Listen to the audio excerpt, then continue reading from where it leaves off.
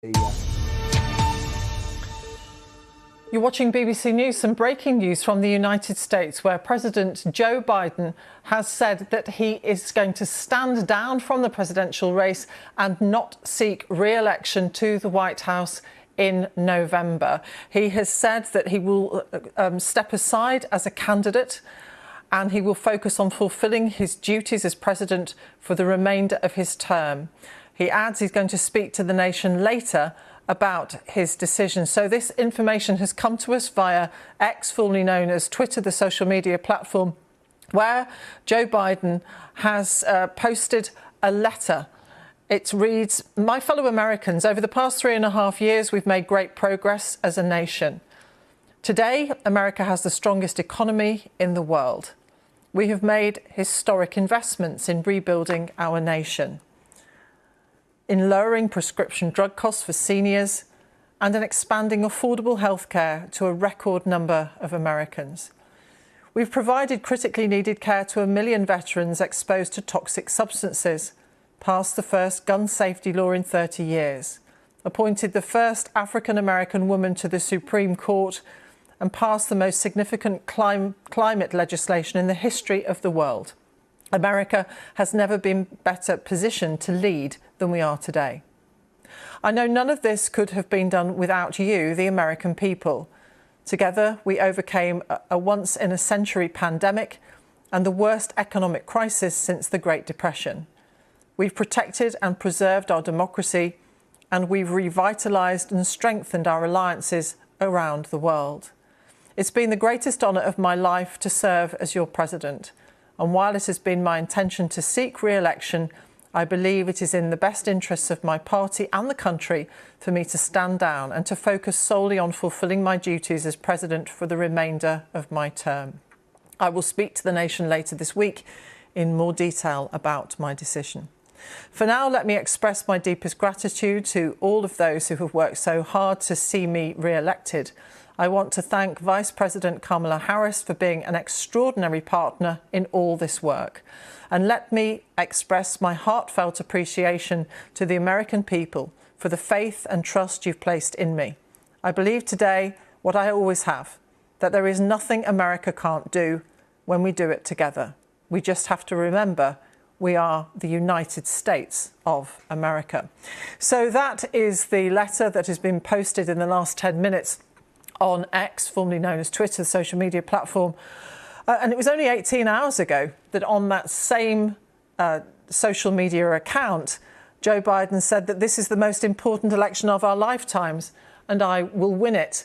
But of course, we've seen over the last few weeks growing amounts of concern that Joe Biden's health isn't good.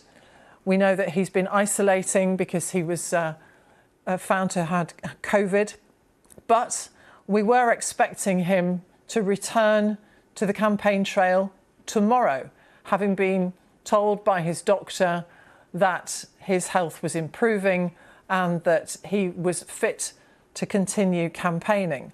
But a growing number of Democrats, including senior Democrats, have expressed concern that he is not fit enough to continue in the campaign. Let's speak to our correspondent, David Woodell, who's following this live and developing story. So, David, we found out about it, as is the way in 2024, on social media. Yes, indeed. Not just a tweet in this case, but a whole letter. And I've just been reading through it. You've read some of it on air in recent minutes out in the newsroom. We're dashing to cover this as best as we can for you. Let me just bring you some of the details of the letter. The President, Joe Biden, said today America has the strongest economy in the world. He's gone on to detail some of the achievements of his presidency, but then goes on to say that he believes it's in the best interest of his party and the country for him to stand down and to focus solely on fulfilling his duties as president for the remainder of his term, which is, 6 or 7 months or so, and allow a successor to take on the mantle of challenging the presidency as the Democratic candidate in November.